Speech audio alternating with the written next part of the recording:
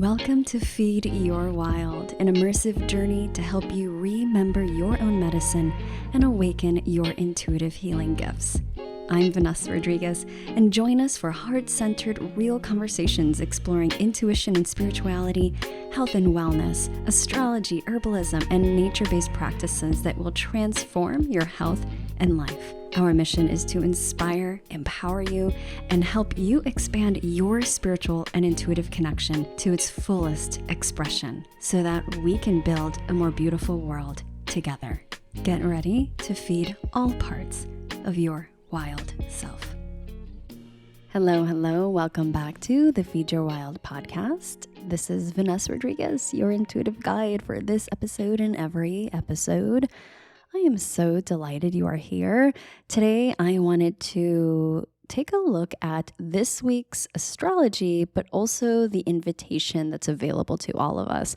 These themes that have been coming up that I have seen with clients, with my students, and something that I have felt really just called to talk about and share, because if it's happening in my students' community, in my client community, in my own community, personal community, and life, and people that I know for a fact that there's someone out there listening that is going through the same thing. And so I want to touch in on these really important pieces, and it really does link up with this week's astrology and the astrology for the next couple of months.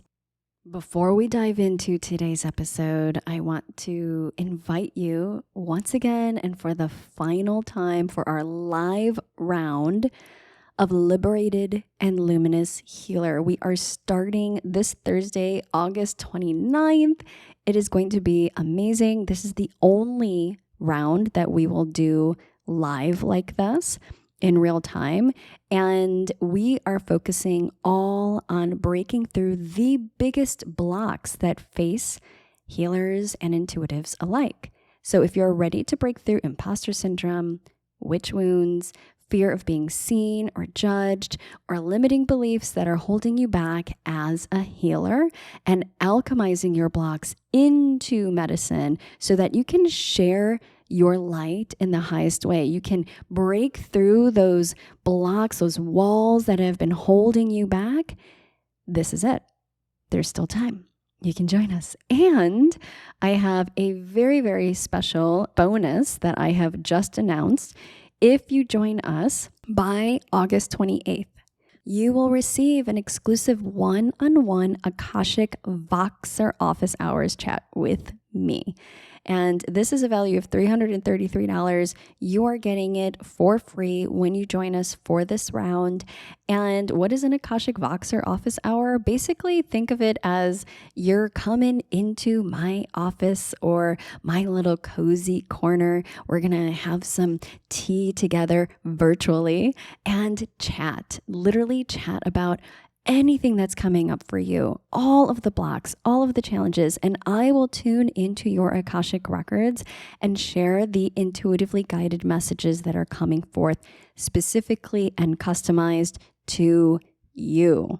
This is one of, hands down, the most favorite things of my students inside of the Wildly Intuitive Practitioner pathway, which is my high-level 9-month intuitive healing mastermind and mentorship program. That's a totally separate program, but I do have Akashic Voxer office hours monthly for them. And it's a huge fan favorite because it's literally like we are one-on-one and I get to dive into your records like you are getting a reading with me. So you have access to that if you choose to step in by August 28th and join us in time for Thursday's live call and kickoff.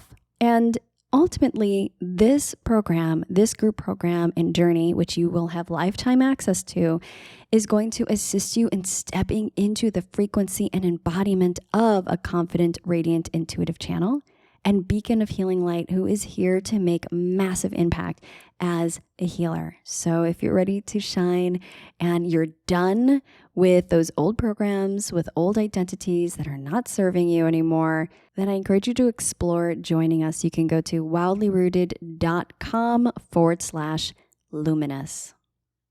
Okay, so let's get back into this episode and back to the astrology. What I'm referring to when looking at the astrology is Pluto. Pluto coming back into Capricorn. So if you've been following us for a minute, or you're just into astrology and you've been tuning in to other astrologers and astrological forecasts, you most likely have heard us talking about this journey that Pluto is taking. Pluto hanging out at the very end of Capricorn and dipping into Aquarius and then coming back into Capricorn until this fall, later in November, mid-November-ish, where Pluto is going to come back into Aquarius and then hang out there for the next couple of decades. But really, we will never see Pluto in Capricorn for the rest of our lifetimes, because I believe it's over a 200-year cycle. So this is really big, and it can be helpful to look at and be aware of the houses that are ruled by Capricorn and Aquarius in your particular natal chart, because this will kind of indicate where the themes, in terms of your life, the themes that are being highlighted here, and that Pluto is going to do some big old excavation work. Okay. So Pluto coming back into Capricorn. This is I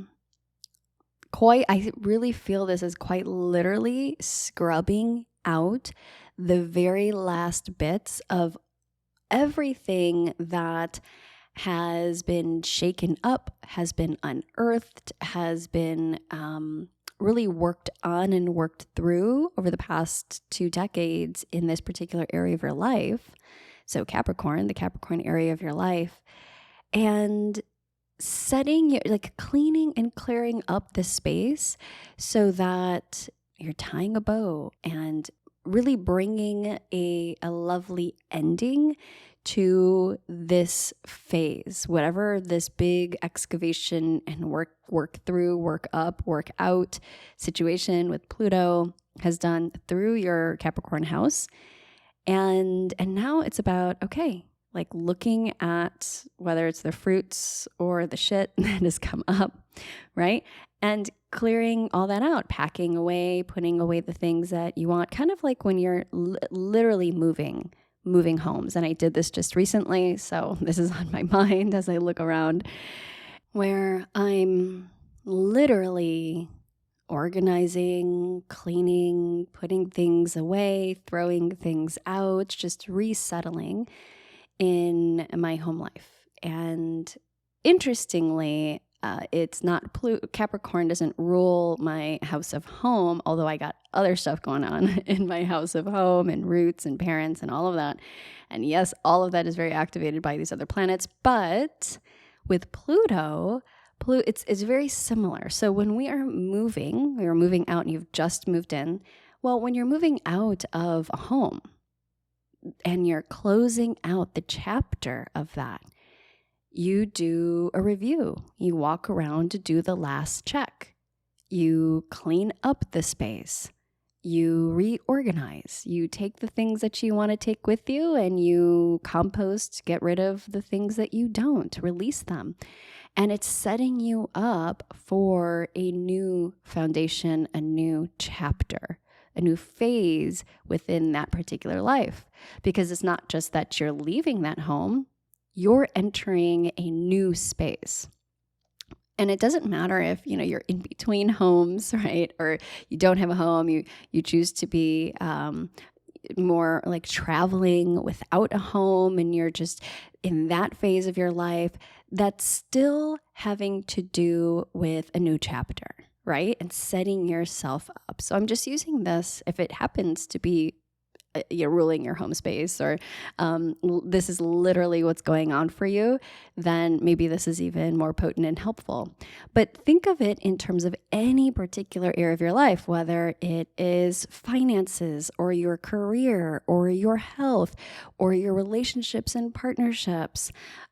There is something here around digging up the last bits, cleaning up the last messes that we have, and really planning, not just for that ending and the finale of that, but for the new beginning that is already started. And I think it's really lovely that it also happens to coincide this Plutonic planetary movement. It also happens to coincide with the, at least in the northern hemisphere, this shift from summertime into fall time. And those seasonal changes and how significant the seasons and the seasonal changes, those shifts really are, and how much they can impact us on all levels, mentally, emotionally, physically, and spiritually. These are the moments, these in between, these blends of seasons, transitional spaces and times, we see honored in many different traditions around the world. One that comes to mind right away is Ayurveda, and how in Ayurveda from India, this is a science that acknowledges the mirroring that happens, right? The mirroring that happens from the seasonal changes that are surrounding you in your ecology, literal ecology, where you are living, and how that mirrors the ecology within you. And so the necessary preparation, the cleanup and preparation that we must do in those times of transition, and really ramping up our support, the foundational support that we need. So we see this as cleanses. The transitional times between seasons are optimal for cleansing and clearing out what has been brought up or what has been accumulated in the past season. So it's very similar here. This is this quality of this transitional season, and taking a look and in taking inventory of the things that need to be cleansed and cleared, reorganized, restructured, and also what needs to be brought in, like nourishment, to refuel you, revitalize you, resource you on all levels. Of course, when we're looking nutritionally, looking even at just the foundations, first and primarily it would be the elements, the sun, really good water, really good air, making sure you're breathing properly, making sure you're chewing your food, just like super basics with that. And then making sure you have the minerals that you need for that structure, and for really most metabolic processes, we require minerals. Most of us are mineral deficient, but also looking at the fat soluble vitamins, right? Like you could look at, even in terms of the macronutrients, the micronutrients, we start to look at, all right, like what are we maybe missing? What do we need to bring in more of to create a foundation that is resilient, so that when we move through these transitions, we're not so knocked down. And that's what I want to really bring forth for us in this time with Pluto moving back into Capricorn. It's like that transitional season. It's not a clear line or delineation. It's this back and forth. Like here in Chicago, we had a period where I was like, oh man, I definitely feel fall time coming in. The smell is different. You feel the cooling in the air. The lighting is different. And then the following week, it's like 90 degrees Fahrenheit for a few days in a row, feels like blasting summer, but the quality of it feels different than early summer, right? Same thing. So tuning into this part of your life where Capricorn is ruling, and take a 20-year review. Maybe, if you're like in your 20s, then this is going to be almost your entire life, right? And taking a good hard look at that particular theme, what you went through, what was brought up, and where you are now, and where you are meant to go or desire to go. And this is a pivotal time to set yourself up for success in that area. It's like the final pinnings, this finale, and ending with a boom, but on a good note. We want to end on a good note. Now, of course, with Pluto is about excavation, and unearthing and death. But it's also about rebirth and transformation. With Pluto, it really is for our greater good. And so even though it can be uncomfortable, it absolutely is setting you up for what you are meant to have, or what your highest version of yourself, your highest ascension point, what that part of you knows is best for you, what you signed up for. Not so much our conscious mind, because our conscious mind is not very often not even run or operated by an identity that we want to run the ship, so to speak. I'll say it like that. How many times have you said that you want XYZ, but you're not doing anything toward that, or you're seeing how you resist, or there's always challenges, or you're just never able to make it past a certain point in that particular area with that goal? Also, there are many times when we think we want something, and then we actually get something else that is 1,000 times better and more aligned. And we were like, whoa, we were way off the mark, right?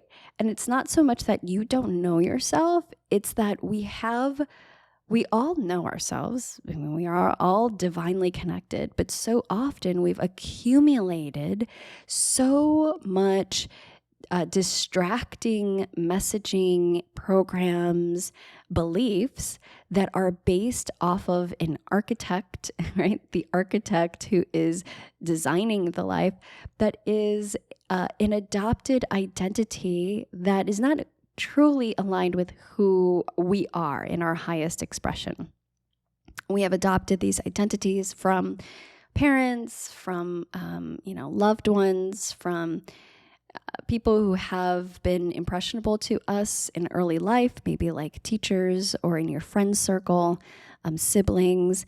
We have also adopted identities from previous lives. So sort of you could see it almost like a residue identity that we've held onto.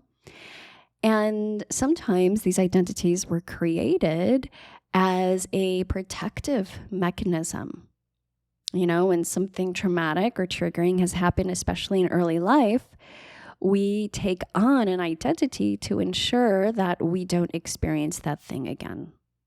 And then what can happen is it ends up messing up a lot of what we truly desire to have because of that program. So we talk a lot about this inside of my program, the Liberated and Luminous Healer, which we are officially starting this Thursday, which Thursday is a very exciting day as well, because we have Mercury stationed direct, we have Venus moving into Libra, and Venus rules Libra, loves being in Libra. This feels super juicy and lovely and like a green light in the best way. And so I'm excited to have us all begin this very deep and potent journey of this excavation work, because that's essentially what this is. We are looking back to review, reconfigure, restructure, clean up, to set the foundation that is more aligned so that we can move forward in the highest way, which includes what I call consciousness recalibration, looking at reprogramming the mind, recalibrating one's frequency, shifting out the captain of your ship or the architect of your life, so to speak. Really beginning to take a good hard look at these core identities that you have adopted and saying, thank you very much for how you have assisted me in my life. But it is time that my truest self comes forth and guides me, builds my house, drives the ship, so that you stop running in circles, treading water, feeling like no matter what you do, you can't get out of certain cycles. So this is the really potent work. And I encourage you, if you're not going to join us inside of Liberated and Luminous Healer, which you're still invited, there's still open spaces and we start on Thursday. But if you can't join us or you don't desire to in this time, I highly, highly encourage you to take this time, this opportunity to journey with Pluto, go back, take a look, and allow Pluto to assist you in this deep cleanup, review, reorganization, and setting you up for the next chapter and the next book of your life. I talk a lot about Capricorn in energy in the full moon in Capricorn episode I did. That was for July 21st. But I'll give just some keynotes here to color, if you will, the energy here of Pluto going back into Capricorn. Capricorn is about mastery, discipline, inner authority.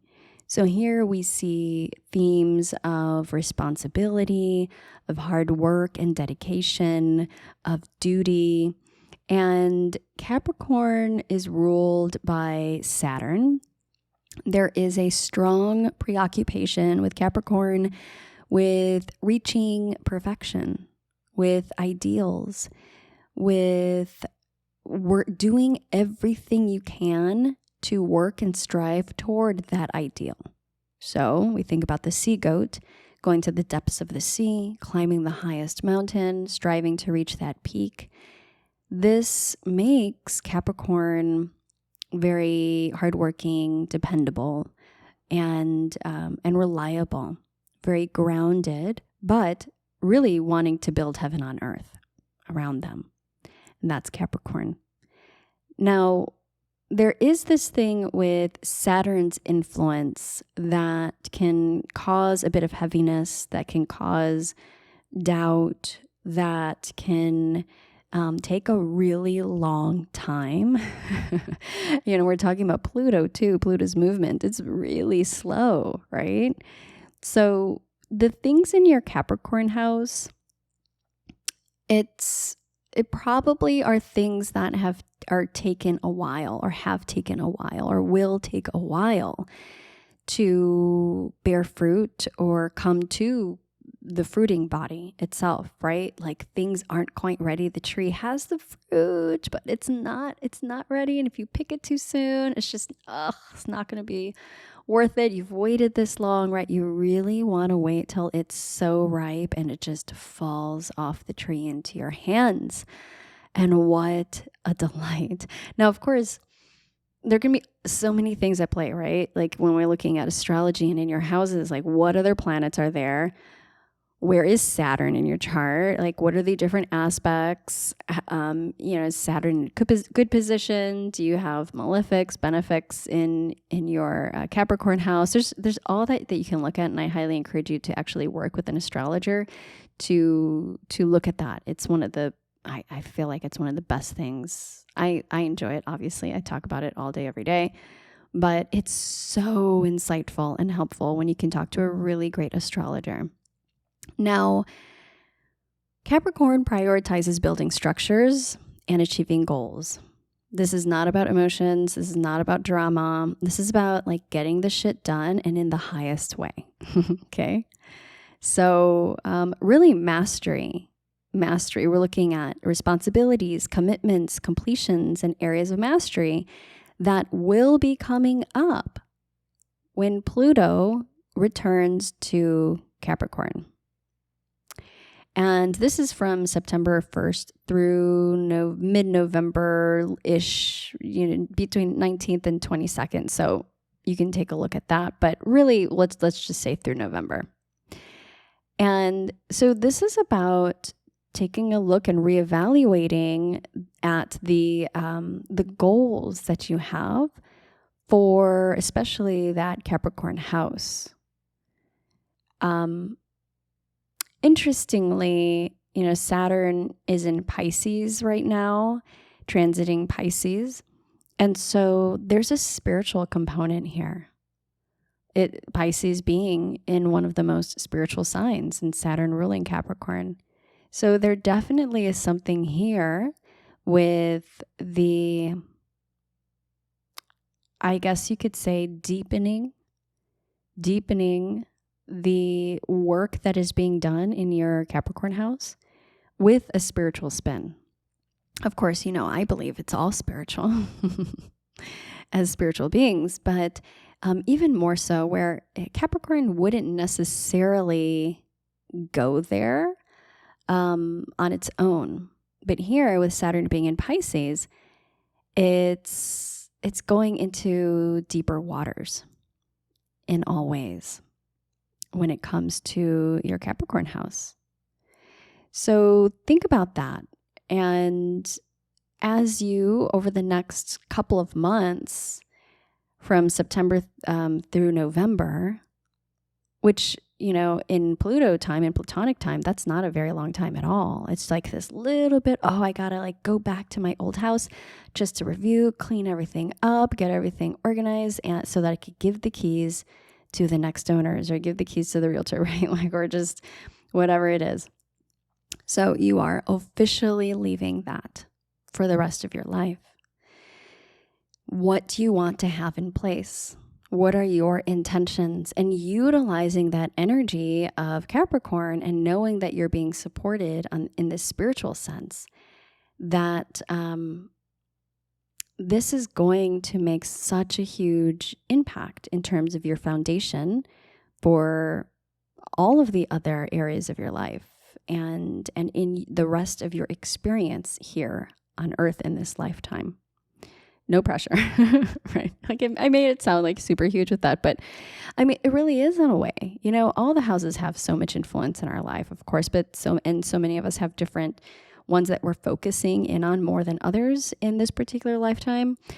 But when we have these collective journeys, and this is very much on the collective level, right? Pluto is very much a collective type of planet because it moves so slowly, and we're seeing this over generations. We see how it impacts all of us as a humanity.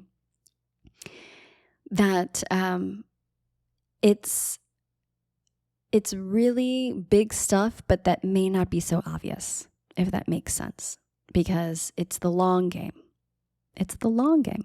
And then Pluto in November, at the end of November, is moving back into Aquarius for the next 2 decades. And Aquarius is a totally different feel, right? This is the end of the old world, bringing in new earth. And Pluto moving into a different house.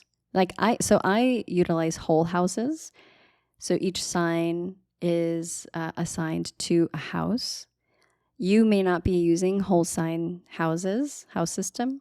So what I'm talking about in terms of the shift in houses may not resonate with you or make sense if you're, for example, working with Placidus house system or something. But I look at it as entering a different house. And so it's literally entering, okay, Pluto is now going to do the excavation work in a totally different area of your life. Related? Yeah, of course, because it's literally right next to whatever house it just came from. They're all connected. Nothing is siloed.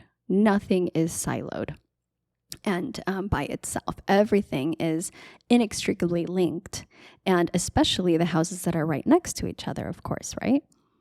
But it is entering, the emphasis is on a different theme of your life and with a different flavor with Aquarius.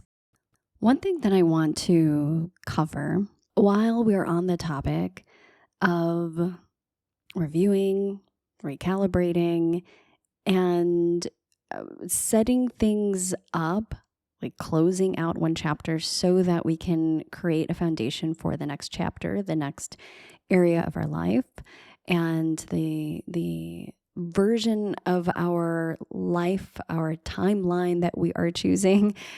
It requires planning. It requires structure.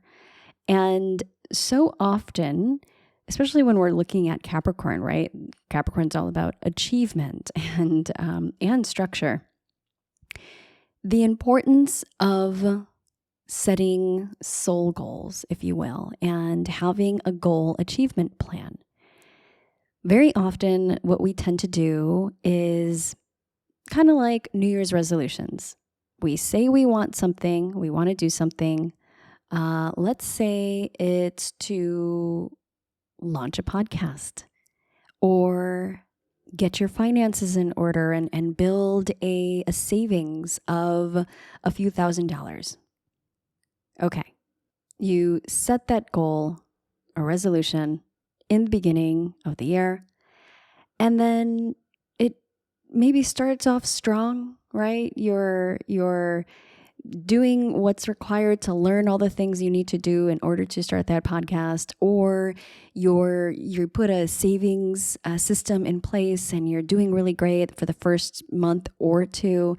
And then it starts to lose traction. It starts to lose that level of focus and intensity. And then by month 4, it's as if you didn't really do anything at all with it.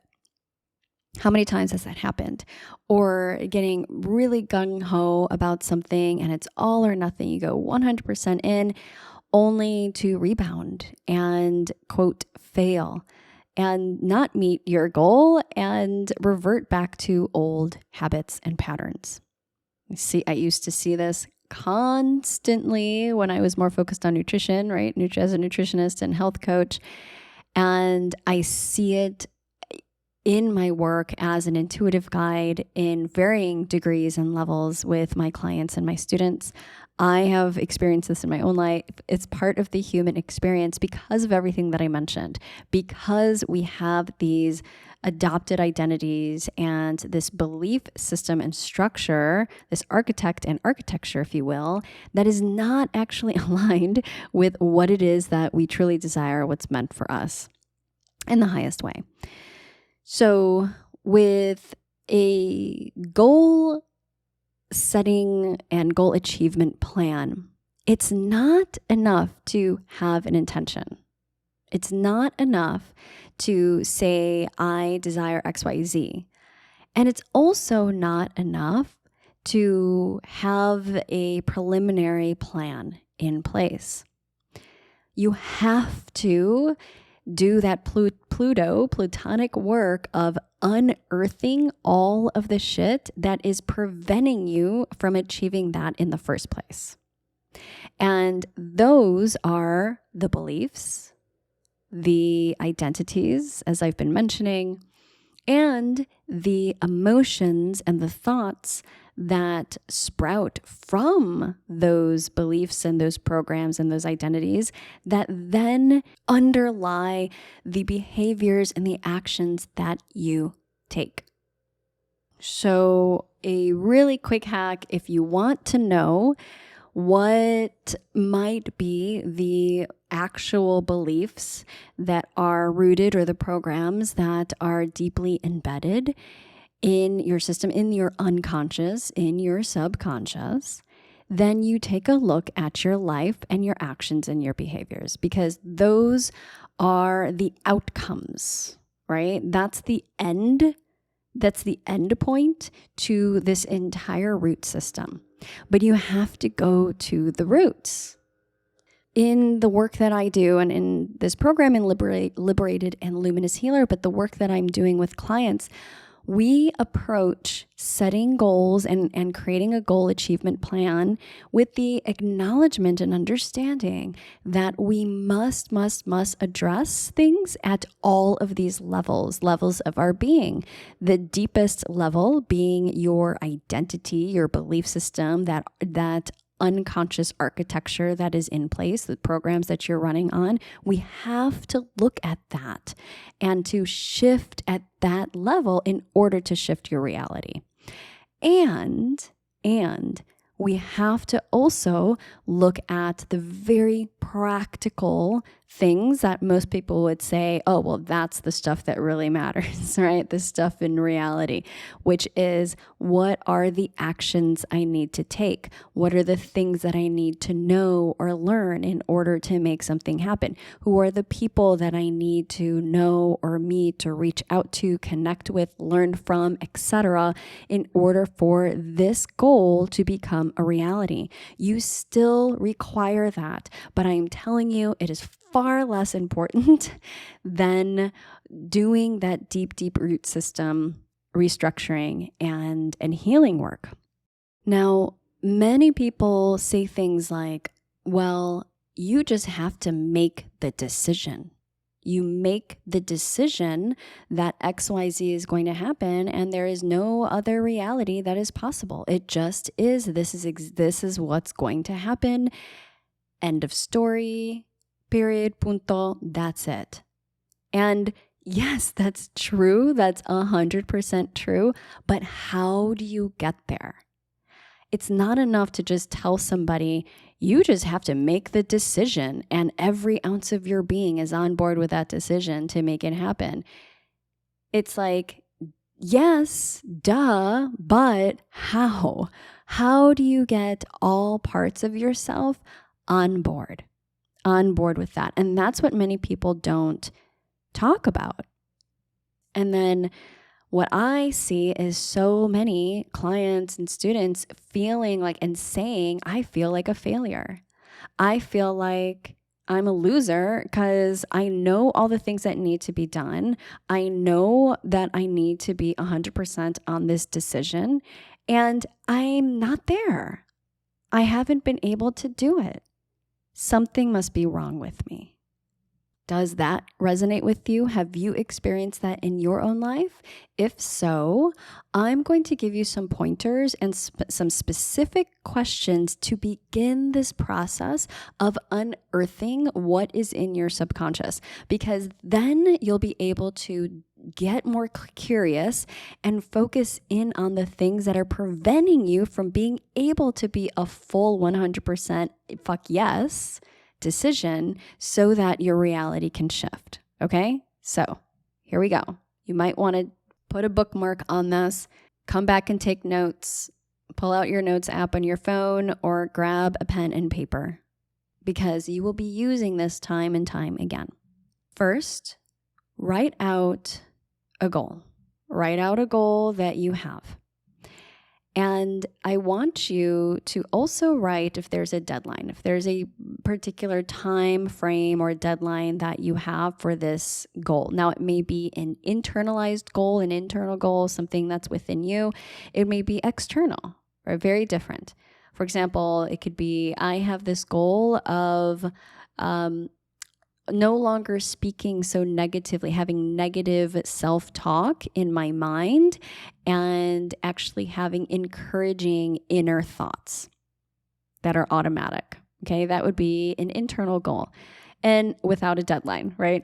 An external goal would be, I need to make $500 by the end of the month.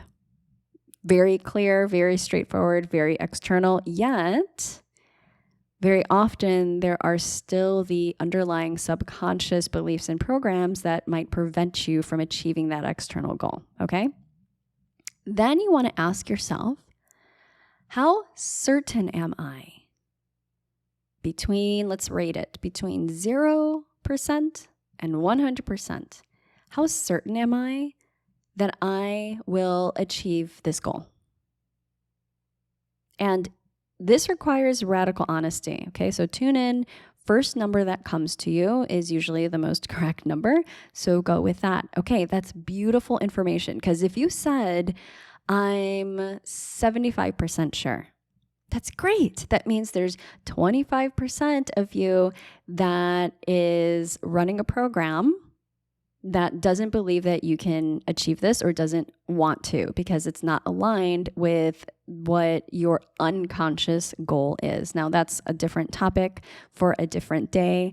But if you say 5%, you're 5% certain that you're going to achieve it, then that means there's a lot of work to do. It doesn't mean it's going to take a long time. It just means that there are some hurdles here. There's probably layers of beliefs that are preventing you from being able to believe that you can achieve that. Okay. And there are many things that can help assist you in expanding that number and actually very, very quickly. Number one of those things that I'll just mention since we're on this topic, one of those things is to see somebody else who is achieving it and doing it, who has a similar story to you. Now, what this does, it tells your subconscious that is actually possible, that the thing is actually possible to achieve. Somebody else has done it. And that can be really helpful in just sort of reorienting and expanding that percentage of your belief of achieving that goal. Now, coming back to these other questions, I want you to tune into this goal. Just tune into that goal. And I want you to imagine yourself achieving it. And what does that feel like for you? What does it feel like to achieve that goal? And be with that feeling. What does that feel like? Okay. Remember, you can pause this if you need to. It's like a little mini workshop here that we're doing. And allow yourself to go even deeper with that. What does it bring you? What is that initial feeling and what it brings you? What is that? What happens in yourself when you're feeling that? Really allow yourself to go deeper and spiral into that.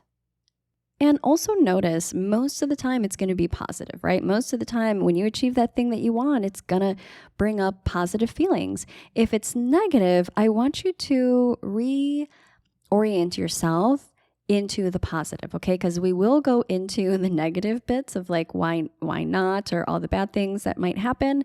But I want you to first tune into the positive, okay? Now, after you've done that, next, I want you to tune into any bits of you that felt resistance or fear. So negative emotions around achieving this goal. Okay, so imagine yourself achieving this goal. And if you're having, especially, if you said 50%, 75%, there's going to be that 25, 50% of you that not so sure, right? There's going to be some resistance there. Lean into that resistance. Allow yourself to feel that resistance. And what comes up? Maybe it's fears. Fears of what? What are you going to lose if you achieve this? What are you going to gain in terms of maybe responsibility when you achieve this? What's going to be problematic when you achieve this? This is gold. So I want you to take some time and really tune in, allow all parts of you to bring up those pieces, because those must be addressed. It's aspects of yourself that are saying, hey, I'm afraid of this. I'm afraid that XYZ will happen and I'm protecting you against it. Okay, so this is all really amazing information. Third question series is asking yourself, why might I not achieve this goal? Why might I not achieve this goal? And I want you to tune into all of the reasons why you might not. Now, the reason why I kept this for third is because sometimes this is a downer, right? When you go down, you're like, man, I don't think this is possible. It might bring up stuff that feels really, really old or really deep or just does not feel good. Like, I don't believe in myself. I'm not smart enough. People won't like it. People will judge me. There's certain reasons why in our minds, right, in our conscious minds, that we might believe are core reasons why we are not achieving the thing. So I want you to be honest and just write all of those down. Then I want you to allow yourself to feel these feelings that come up when all of this comes up. What is it that you're feeling? What's the quality of this feeling? Maybe it's even something, a mental image, a visual, or a body sensation. This could be very somatic. I want you to allow yourself to feel and express without any kind of inhibition. And then I want you to tune into, well, what would it be like to not have these problems? To not have any of that be true? What would that feel like? And if you can't touch into that, I want you to allow yourself to just imagine. Even if you can't believe it right now, I want you to allow yourself to imagine and imagine what it would feel like to not have any of those negative problems or worries or beliefs. Last piece here, but not least, and there's definitely much more to this process. We go deep into a soul goal setting and achievement plan and reality shifting inside of my program and spaces. But this is what I'm sharing with you is so powerful if you can carve some time out. This last set of questions is going to begin to reorient your mind and your structure. And that is asking, what are all of the reasons why I would achieve this goal? What are all of the reasons why might I actually achieve this? What are all of the reasons? And here I want you to let loose. Let loose. Open up. Allow your highest self to flood you with the truth behind that question and those answers. It's really powerful to meet yourself in that way. But you have to allow it. You have to open up that channel and allow for it to come in, right? So these set of questions will be helpful in excavating what are all of the things, the beliefs, the architecture that is actually in place right now? Where is it that I am going? And how can I bridge this gap between where I am and the architecture that's in place and that future self that is already in existence, that future reality that is already in some dimension in existence? How can I bridge that gap to get there? And a big piece of it of that bridge is going to be shifting these subconscious beliefs and programs and identities. And other pieces are going to be very real and practical actions and steps that have to be in place. The last thing I will say is to always allow space for the unexpected and unimaginable. God's plan, source plan, whatever you want to call it, the possibilities, living in the possibilities paradigm where literally magic is possible and happens every single day. Please, please, please allow space for that. When you are creating your goal achievement, your soul goal achievement plan, remember that you are co-creating your reality. So a really big piece, the captain of your ship is your high self, and then this vessel that, yes, you're working with different programs and navigation systems, right? That you get to recalibrate. That's the gift of being here. And you're co-creating with God, source, creator, universe. And that magic is the secret ingredient in this beautiful mix. So I encourage you to take this time and work on creating a plan for yourself. Ask yourself these questions, really engage, especially while Pluto goes into Capricorn in September and scrubbing those very last bits. You will have set up a foundation and a template to plan for you to engage with in this time that quite literally is going to help build a foundation for your next chapter. I'm so excited for you to do this. If you want to do this in group and go way deeper and have the tools to work on and with your subconscious and do some powerful recalibration work, I encourage you to join us before we start on the 29th. And if you have any questions at all, just reach out to me over on Instagram at wildlyrooted. You can also email me hello@wildlyrooted.com. I look forward to connecting with you and hearing how this lands and your process. I would love, love, love to hear what is unearthed through this exercise. All right, my dear. Well, I'm sending you so much love and blessings in this time, and we will be back with another moon musing for our Virgo new moon on the Future World podcast. So until then, much love and be well.